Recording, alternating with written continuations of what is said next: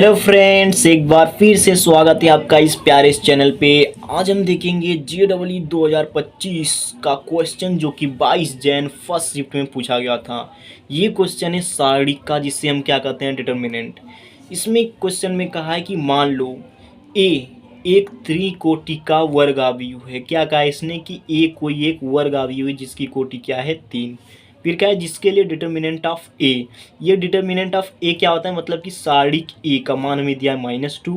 इसी तरह से दिया determinant of 3 adjoint -6 adjoint 3a is equal to 2 के power m plus n into 3 के पावर mn।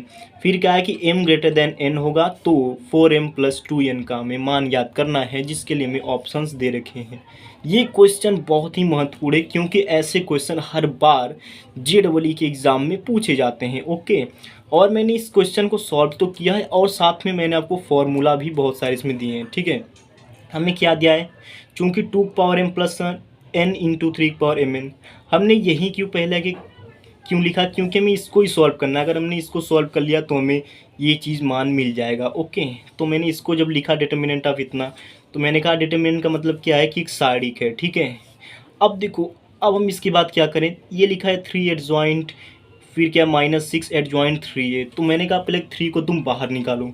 अब अगर सारणी के अंदर कोई मतलब अचर है तो हम उसे बाहर कैसे निकालेंगे, तो हमने इधर फार्मूला लिख रखा है। ओके, क्योंकि अगर सारणी में के ए हो तो के को जब हम बाहर निकालेंगे तो के की पावर कोटि, कोटि क्या है हमारी n, और लेकिन इसमें हमें क्या देखा है कोटि 3, तो हम 3 के पावर 3 निकाल लेंगे बाहर। ठीक है, फिर हमने ज्यों का त्यों इसे लिख लिया।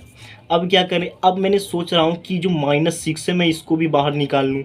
जब मैं इसको देखो, इसको मैं डायरेक्ट बाहर नहीं निकाल सकता, इसको मैं पहले एक एडजॉइंट के बाद इसको इधर करूँगा। ठीक है, इधर करने के लिए हमें फार्मूला दिया जाता है कि अगर एडजॉइंट के ए हो तो जब हम इसको बाहर निकालेंगे एडजॉइंट से तो मैं के की पावर n-1 होता है, जो कि n का है क्या है कोटि। तो इसी तरह का हमने लिख लिया -6 की पावर 3 -1। अब हमें मिल गया इतना। अब फिर इसको क्या करो, इस सारणी के बाहर निकालो।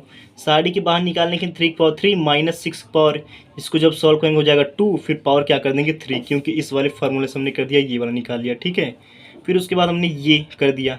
अब बस इतना हो गया। तो ये वाला फार्मूला तो सबको पता होता है, बहुत महत्वपूर्ण फार्मूला है। ठीक है, मतलब 3 पावर 3 6 पावर हमारा हो गया 2 3 6। ठीक है, अब मैंने क्या किया, जब मैं ऐसा दे रखा हो एडजॉइंट एडजॉइंट एडजॉइंट कितना भी दे रखा हो, उसका फार्मूला क्या होता है, एडजॉइंट एडजॉइंट ए की इज इक्वल टू सारणी की 1 पावर n-1 का होल स्क्वायर।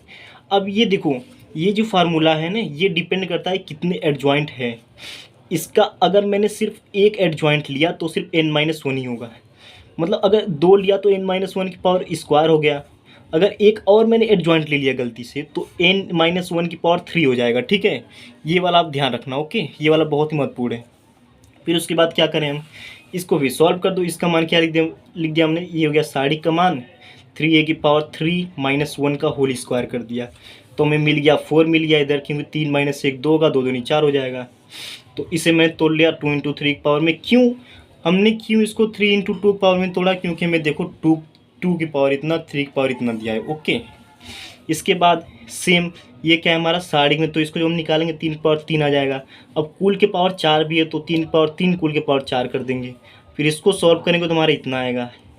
फिर इसको जब सॉल्व करेंगे तो हमारा इतना आएगा। ठीक है, इतना आ गया। देखो, हमने सारणी का मान रख दिया -2, जो कि हमें यहाँ पे दे रखा है। अब जब हमने इतना रख लिया तो दोनों पक्षों की तुलना करा दो भैया। m प्लस n की मान 10 हो गया, m इंटू n का मान 21 हो गया। अब इन दोनों समीकरण को सॉल्व करके m और n का मान निकाल लेते हैं।